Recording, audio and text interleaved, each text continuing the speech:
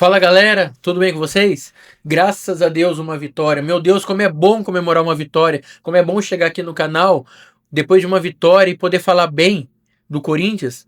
Algo que parece tão simples, mas ao mesmo tempo é tão complicado para o torcedor corintiano comemorar uma vitória. Ainda mais fora de casa, que é quase impossível, né, para o Corinthians.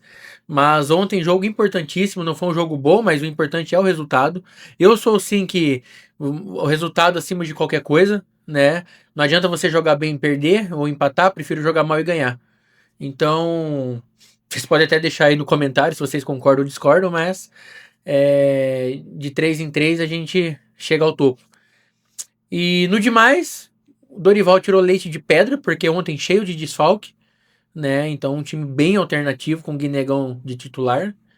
E não foi um jogo vistoso do Corinthians, não foi um jogo bonito, um jogo bem jogado, mas ganhamos, né? E 3 pontos aí, só lamentar aqueles 3 pontos que não conseguimos contra o Red Bull, né? Inclusive a gente perde no final, mas se ganha aquele jogo já estaria em quarto, quinto lugar ali, mas tá bom, olhar daqui para frente e espero que uma galera retorne aí contra o São Paulo, né? Que esteja um time mais completo. Mas é isso, já chega com o like, se inscreva no canal para não perder nenhuma novidade e vamos ao vídeo. Mas especificamente falando sobre o jogo Corinthians e Ceará, Ceará e Corinthians, a gente tem algumas questões para abordar. E eu sei que o torcedor tá na bronca com o técnico Dorival Júnior. Eu também não estou gostando do trabalho, também não estou. Mas eu ainda me permito conceder a Dorival um pouquinho mais de tempo. Porque se eu olhar para o elenco do Corinthians, eu vou entender que existem dificuldades. Quando ele diz que ele nunca teve o trio ofensivo ao mesmo tempo, Yuri, Garro e Memphis, isso atenua um pouco a minha análise em relação ao Dorival. Quando ele precisa escalar o Thales Magno e o Guinegão no ataque num jogo de Campeonato Brasileiro, isso atenua um pouco a minha análise também. O que não significa que eu não possa criticá-lo por algumas escolhas e algum jeito de jogar que nesse momento me parece um pouco mais complicado e que já deveria estar um pouco mais à mostra, mesmo com o elenco que ele tem nas mãos. Vou tentar ser mais objetivo aqui. Eu não gostei do jogo do Corinthians, mais uma vez, não gostei.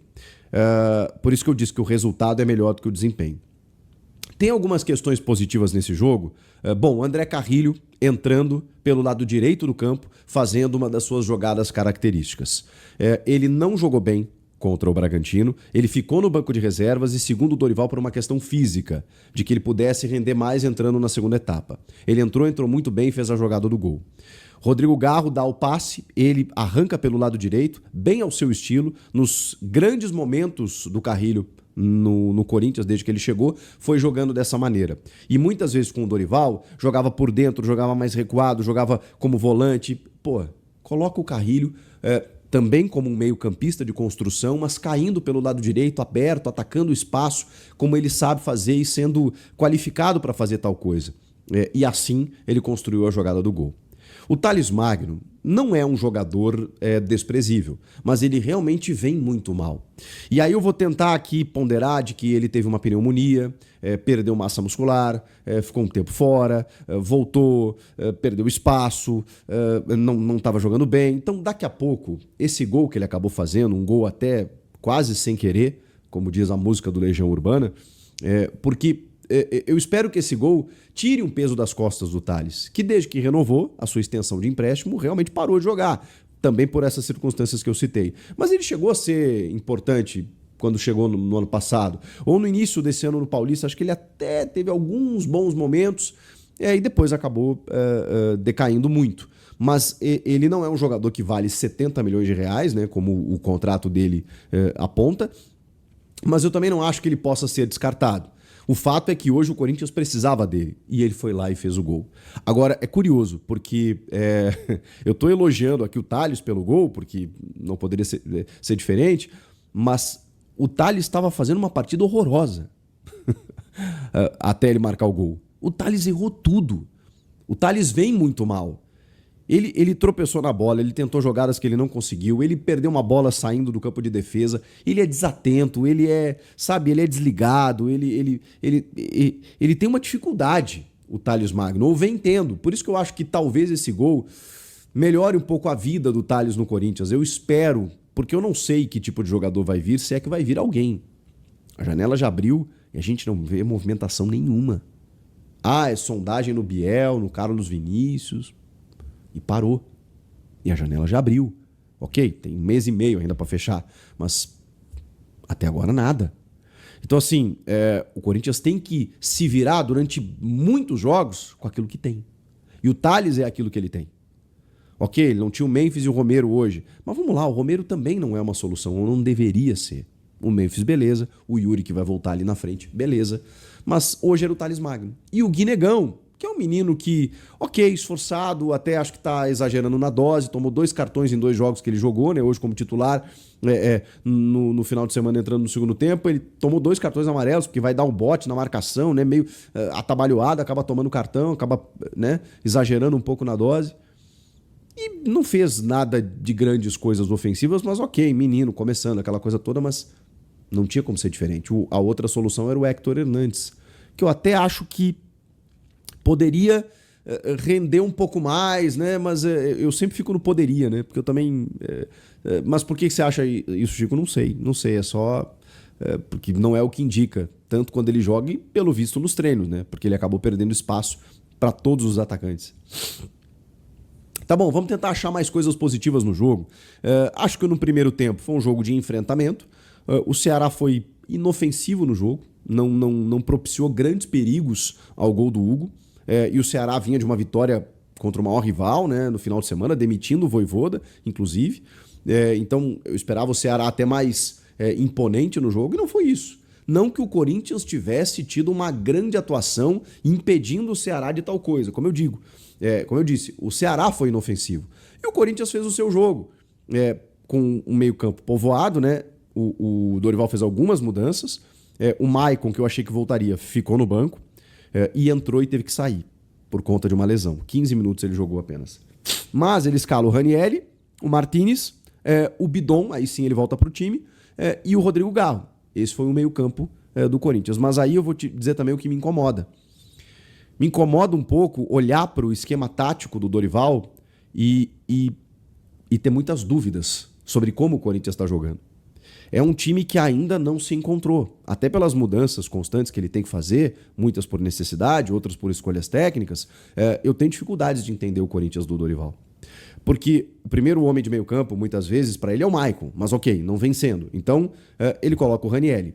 Mas quem faz a saída de bola é o Breno Bidon, que é um jogador de mais qualidade, e aí tá bom você ter o jogador de qualidade técnica, né, para buscar essa bola no pé do zagueiro. Só que o Bidon é um cara mais franzino. Então, quando ele confronta muitas vezes com algum volante, ele tem dificuldade. Eu acho que o Bidon tem que jogar ou num vértice pelo lado, mais próximo da área, e um cara para auxiliar o Rodrigo Garro. Acho que eles ali, se aproximando, poderiam render mais frutos. Mas o Bidon joga mais recuado. Em contrapartida, o Ranieri, que na minha opinião é um bom primeiro volante, ele acaba se soltando um pouco mais. E ele jogando fora de posição, o Ranieri é um cara, o Ranieri é um operário, com todo o benefício que a palavra pode ter. É um cara que cumpre a função que você determinar para ele, um cara abnegado, um cara voluntarioso, que, assim, não é uma virtuose técnica, né? Você não vai ver o Ranieri pisando na área, fazendo gol, muito difícil, mas ele é um bom destruidor de jogadas, é um bom protetor à frente da defesa.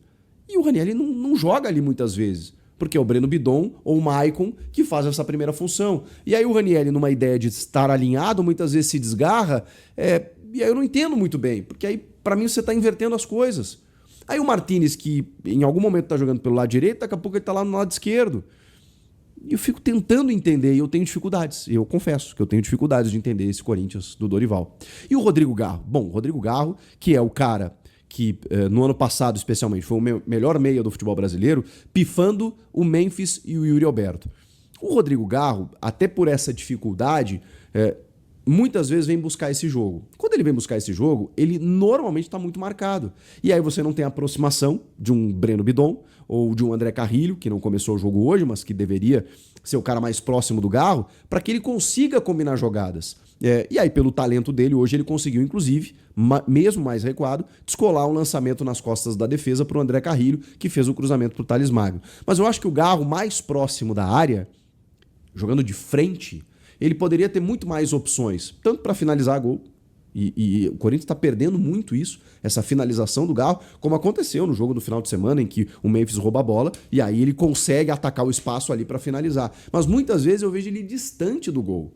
E eu acho que o Garro tem que estar um pouco mais próximo, mesmo que ele seja o construtor, ele tem que estar naquele setor nevrálgico do jogo, né? Que você pega a bola, me empolguei, que você pega a bola e já pifa o atacante. Ele jogando mais recuado, pra mim não funciona. Então são ajustes que, assim, caramba, Dorival, já faz um tempo que você tá no Corinthians, né?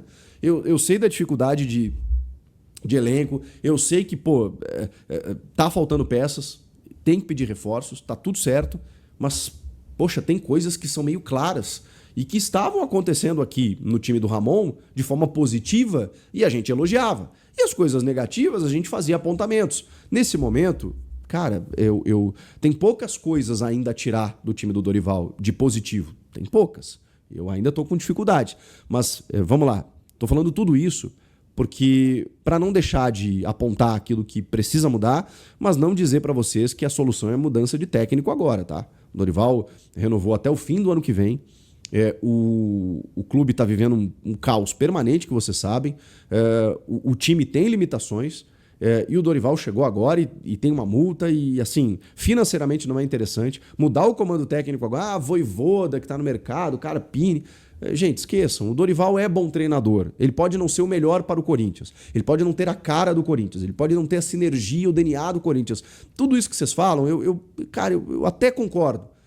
Até posso concordar, tá bem. Mas ele é um técnico renomado. Ele é um técnico de uma prateleira que, se não é da primeira, pode ser da segunda. Nessa eu tô com o Chico também. Eu não concordo que mudar de técnico agora vá mudar alguma coisa no Corinthians. Tende a piorar. Porque o Corinthians ele vive uma crise institucional, ele vive uma crise dentro de campo também. Então não é o técnico que, apesar de todas as pontuações que o Chico fez, e exato, tinha coisa no Ramon que funcionava, que poderia manter, mas o elenco que o Dorival tem hoje é pior do que o elenco que o Ramon tinha. Perdeu algumas peças, não repôs. Então, de verdade, não acho que é o técnico que vai mudar agora. Né? Esperar o Yuri voltar pra gente ter o trio de volta e ver o que acontece. Mas até lá tem que manter o Dorival. Se você chegou até aqui, deixe seu like, se inscreva no canal e até a próxima.